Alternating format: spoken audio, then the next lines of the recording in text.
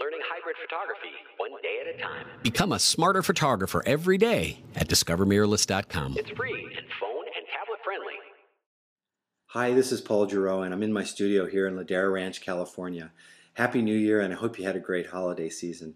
This is just a very brief video introduction about the 35-100 2.8 Lumix lens that I'm going to be reviewing in the following presentation.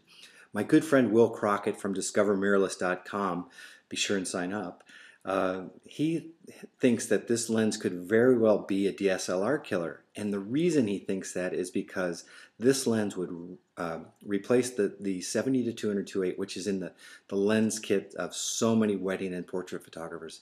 And I think he could be right. I know it's a very bold claim, and I think it's rooted in a very wise look at the industry and where it's going. But I wanted to share my experiences with it. I want to show some photos, and I want to talk about the size and some of the observations I made about the camera and the files in the coming presentation. So thanks for being here. Thanks for watching. Be sure and sign up for our list at discovermirrorless.com, and please leave your comments below. Thanks again. We'll talk to you soon. Bye. Is the Lumix G 35-100 f2.8, is it a DSLR killer? Well, we shall see. Hi, I'm Paul Gero, and I'm a portrait and wedding photographer, and I'm based in Ladera Ranch, California, which is about halfway between LA and San Diego. I've been a full-time photographer since 1983.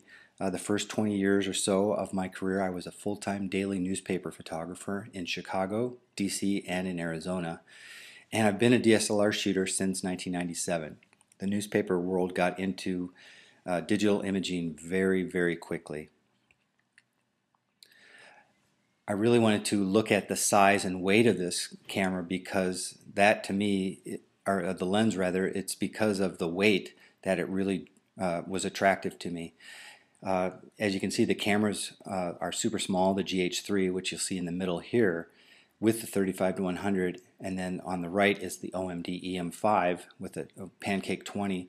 Look at how they compare to the 5D Mark III and the 70-200 2.8.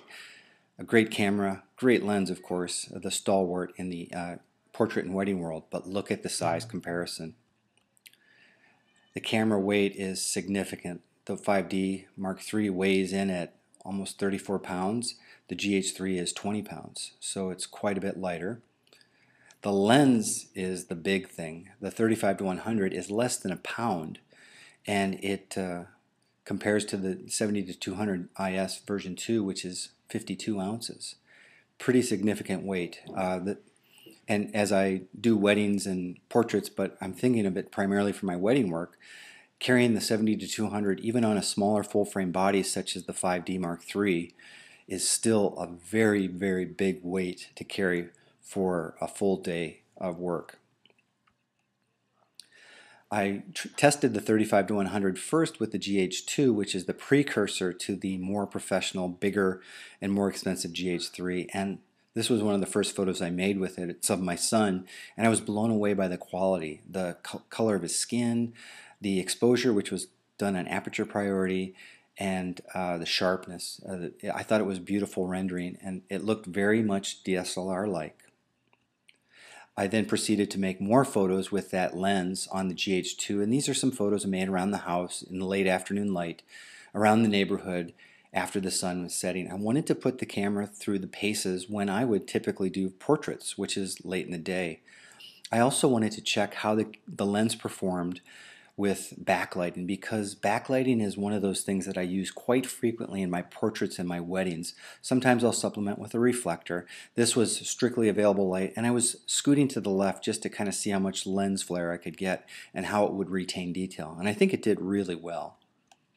These are some more of the photographs made, mostly in aperture priority at 2.8, right around the house and in the neighborhood. The middle photo I show because I wanted to see what the highlights look like at f2.8, and I think they look beautiful. A real test for me is how well does the lens perform in low light. This again is the GH2, not even the GH3, which is supposedly better, and we'll get to that later. But this is at 100 millimeters, so almost the equivalent of a 200 millimeter focal length on a full frame DSLR at 1/10 of a second at 2.8 at 800 ISO, and I think it performed beautifully. And this was with the GH3 and the 35-100 at 100 at 2.8, just to give you the autofocus was by design. I wanted to see how the autofocus highlights looked, and I really like the shape, I like the color, and I like the rendition. This was kind of a glittery holiday decoration, and I think it was a great example of it.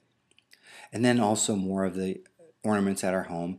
You can see the highlights in the background left, which I think look great. They don't look quite as big as you would find from a full-frame DSLR camera or an 85 1.2, but it's again a smaller sensor, and I still think it looks pretty darn great.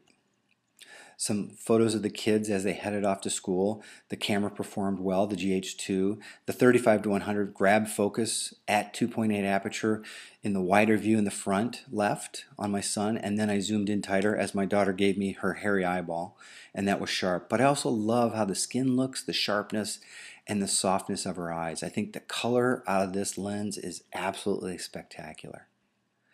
Then made some more photos of the fall, late winter, or the early winter fall colors in our neighborhood. And I thought that this had a very DSLR-like quality, beautiful out of focus background details, and sharpness and great color. And then this photo of our neighbor's tree blew me away in terms of how saturated, how rich, and how colorful. Some of the best color that I've seen out of any DSLR has come from shot through this lens. Both the GH2 and the GH3, I think they're a really beautiful looking color sensor. This, in full disclosure, was made after being optimized through Lightroom and Photoshop. I do that with all of my blog posts, my final album, and portraits that are purchased by my clients. And here's some black and white, also made in the neighborhood, of some plants right 2 doors down. I just thought that the subtle gradations from highlights to shadows was beautiful in this sepia toned image. And then here's the color, and I just love the vibrancy of the greens, and that the saturation is fantastic. And some more photos in the neighborhood, just walking around with the 35-100 at f2.8. Tough to see on the right, but the leaves in the front of the shot in the middle are tack sharp, and the out of focus elements in the background are beautifully rendered. I love how they look. They have a superior look to them. I think they're very professional. And again, a look at a fence post to get a sense of the texture and how sharp that looks, as well as the clippers, and then the background elements was something that I really wanted to see. I really like how this lens renders those out of focus elements. I think it's very beautiful. It has minimal depth of field, and as you'll see in the next illustrations, it does compare quite favorably to the full frame DSLR. And here we go. This is the real test of it. This is a photo made on an assignment for a client. My normal portrait situation, available light with supplemented reflector light in this case. This was made with the 5D Mark III in the 70-200 at f4 at 130 millimeters focal length. Now this one was made with the Micro Four Thirds camera, and it's not even the GH3, it's the GH2 with the 35-100 at 68 millimeters, so just a little bit longer, and f2.8 aperture, so just a little bit larger aperture than the previous one on the DSLR at 160 ISO.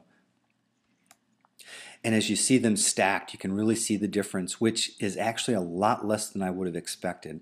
I think that the out of focus elements on the top are great. I love that look. I'm a big fan of that look of out of focus highlights. And down at the bottom, it is a little bit sharper. You see a little bit more detail, but it's not as much as I would have thought it would have been.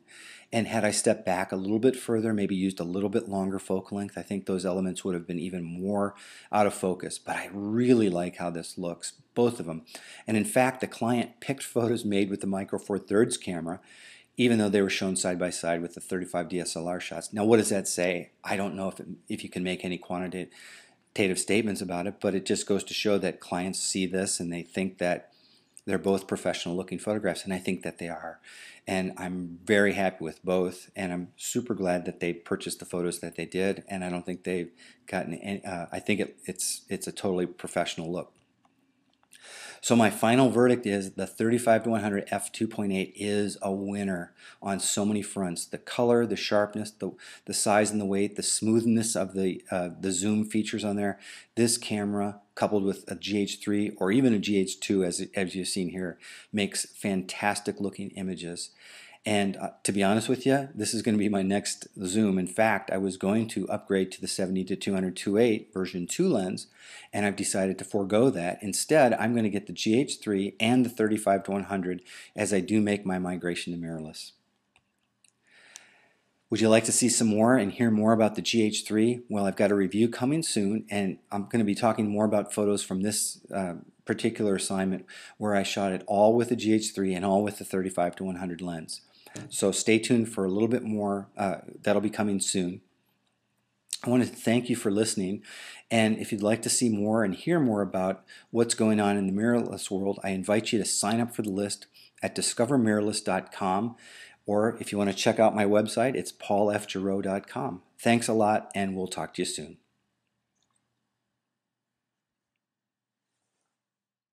Big quality, little camera. Discover Mirrorless recommends the Lumix G5 hybrid camera. Lumix G